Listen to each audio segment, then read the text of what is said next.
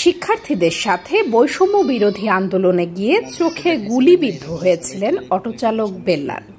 এ কারণে দৃষ্টিহীন বেল্লালকে ছেড়ে চলে যান তার স্ত্রী। এখন 10 মাসের শিশু সন্তান আর বৃদ্ধা মাকে নিয়ে অসহায় দিন কাটাচ্ছে দৃষ্টিহীন বেল্লাল। ঝালকাঠির নলছিটি উপজেলার দপদপিয়া ইউনিয়নের কয়া এলাকায় মৃত তৈয়ব আলী হাওলাদারের ছেলে বেল্লাল হাওলাদার। তার বড় ভাই একজন ভ্যান চালক। 2024-এর 18 জুলাই বরিশাল বিশ্ববিদ্যালয়ের শিক্ষার্থীদের সাথে যোগ দিয়েছিলেন বৈষম্য বিরোধী আন্দোলনে। তখন পুলিশের ছোড়া গুলিতে বিদ্ধ হয় বেল্লালের চোখসহ শরীরের বিভিন্ন স্থান। তাকে উদ্ধার করে প্রথমে বরিশাল শেরে বাংলা মেডিকেল কলেজ হাসপাতাল এবং পরে ভর্তি করা হয় ঢাকা জাতীয় চক্ষু বিজ্ঞান ইনস্টিটিউটে। সেখানে তার চিকিৎসা শুরু হয় 5 আগস্টের পর থেকে। এই কারণেই একটি চোখের দৃষ্টিশক্তি হারাতে হয় বেল্লালকে। আন্দোলনে চোখ দোনোটা হারাইছে, এখন কাজকর্ম করতে পারে না, খাইতে লইতেও পারে না, এমন হার ডাক্তার ভালো দেখে না, মনে করেন অর্থ হারা। চোখ যাওয়ার পর পরিবার হালাই থুইয়া চলে গেছে, বাচ্চাটাও নিয়ে গেছে। বাবার মৃত্যুর পর অটো চালিয়ে যা রোজগার হতো তা দিয়ে মা এবং স্ত্রী সহ 3 জনের সংসার ভালোই যাচ্ছিল বেল্লালের। এখন চোখ হারিয়ে একেবারেই বেকার হয়ে যান তিনি। তার উপর দৃষ্টিহীন হওয়ায় ছেড়ে গেছে স্ত্রী। বেল্লালের এখন উন্নত চিকিৎসা প্রয়োজন বলে জানালেন প্রতিবেশীরা। আমার ভাইয়ের উন্নত চিকিৎসার জন্য বাহিরে নিলে সে ভালো হইতো এবং আমাদের আর্থিক সহযোগিতা খুবই দরকার।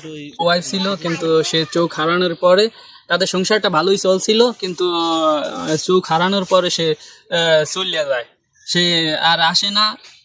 একটা চোখে সামান্য দেখে, আরটা চোখ তো দেখেই না। ওই অন্ধ হয়েছে, সেই কারণে বউ চলি গেছে, বউ আর আইবে না, নাতি লইয়ে গেছে।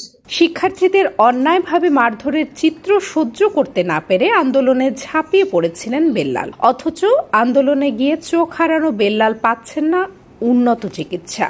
এক চোখ হারিয়ে অপর চোখটিও এখন হারানোর পথে। তাই অর্থ নয়, সরকারের কাছে দাবি জানিয়েছেন বিদেশে উন্নত চিকিৎসার। আমরা 18 জুলাই যে গুলি খেয়েছি, আমার তার পরের দিনই আর কি রিলিজ দিয়ে দিয়েছে এবং আমাদের কোনো চিকিৎসা নেয় না। কারণ চিকিৎসা নেয় না 5 আগস্টে, মনে করেন যে শেখ হাসিনা পালিয়ে যায়, তারপরে আমাদের চিকিৎসা নেয়। আমি বিয়ে করছিলাম, আমার ওয়াইফ আছে এবং আমার একটা বাচ্চা আছে 10 মাসে, তাও কোরবানির দিনটা চলে যায় আমার রাইখা। আমি চোখ হারাইছি, তার জন্য রাইখা চলে যায়, এখন আর আসে না। ছাত্র আন্দোলনে আমি ছাত্রদের সাথেই ছিলাম সব সময়, এবং মনে করেন ছাত্র আন্দোলনে আমি অটো চালক, আমি তাদের পাশেই ছিলাম। এখন তারা আমারে দেখে না এবং তারা বাড়িতে এসে আমার দেখে না এবং কিছু করেও না। ছাত্ররা কিন্তু বৈষম্য বিরোধী ছাত্র আন্দোলনে বরিশাল ভার্সিটি থেকে আমার কিন্তু দায়িত্বটা নিতে পারে, সরকারের সাথে কিন্তু কথা বলতে পারে যারা সমন্বয়ক আছে। হয়তো বা আমি একটু চোখে আলো ফিরা পাইতাম। আমি শুধু চোখের চিকিৎসা চাই, বাহিরে চিকিৎসা চাই। সাহায্য সহযোগিতা পাইছি, জুলাই ফাউন্ডেশন থেকে পাইছিলাম 3 লাখ, আর শহীদ আর হলো যে মুক্তিযুদ্ধ মন্ত্রণালয় থেকে পাইছিলাম হলো যে 2 লাখ, আর বিএমপি পরিবার থেকে পাইছিলাম 1 লাখ। আর মনে করেন আরো সহযোগিতা পাইছি, ছাত্রের কাছ থেকেও পাইছি, সবার কাছ থেকে মোটামুটি পাইছি। শুধু বেল্লাল নয়, ঝালকাঠিতে জুলাই আন্দোলনে আহত এবং নিহত সবার পরিবারের খোঁজ খবর রাখছেন বলে জানিয়েছেন জেলা প্রশাসক আশরাফুর রহমান। সরকারি নির্দেশনা অনুযায়ী ভবিষ্যতেও তাদের পাশে থাকার প্রতিশ্রুতি দিয়েছেন তিনি। সরকার কর্তৃক বিভিন্ন সময়ে শহীদ যারা হয়েছেন তাদের জন্য বিভিন্ন রকম আর্থিক সহযোগিতা করেছেন। যেমন আমাদের সকল শহীদরা 10 লক্ষ টাকার সঞ্চয়পত্র পেয়েছেন। আহতদের জন্য সরকার কর্তৃক স্বাস্থ্যসেবা কার্ড বিতরণ করা হয়েছে, সেগুলো আমরা তাদের কাছে পৌঁছে দিয়েছি। প্রত্যেককে 1 লক্ষ টাকার একটি চেক দিয়েছে, সেই চেকগুলো আমরা তাদের কাছে যথাযথভাবে পৌঁছে দিতে সক্ষম হয়েছি। আমাদের সরকারের যে নির্দেশনা মোতাবেক তাদের পাশে সবসময় জেলা প্রশাসন থাকবে। দেশ গড়ার রঙিন স্বপ্ন নিয়ে আন্দোলনে ঝাঁপিয়ে পড়া বেল্লাল শরীরে বহন করেছেন বিভীষিকাময় জুলাইয়ের নির্মম স্মৃতি। তারপরও সুন্দর পৃথিবী দেখার স্বপ্ন মুছে যায়নি বেল্লালের। তবে হবে কি তার সেই স্বপ্ন পূরণ? সেই প্রশ্নই এখন দৃষ্টিহীন বেল্লালের।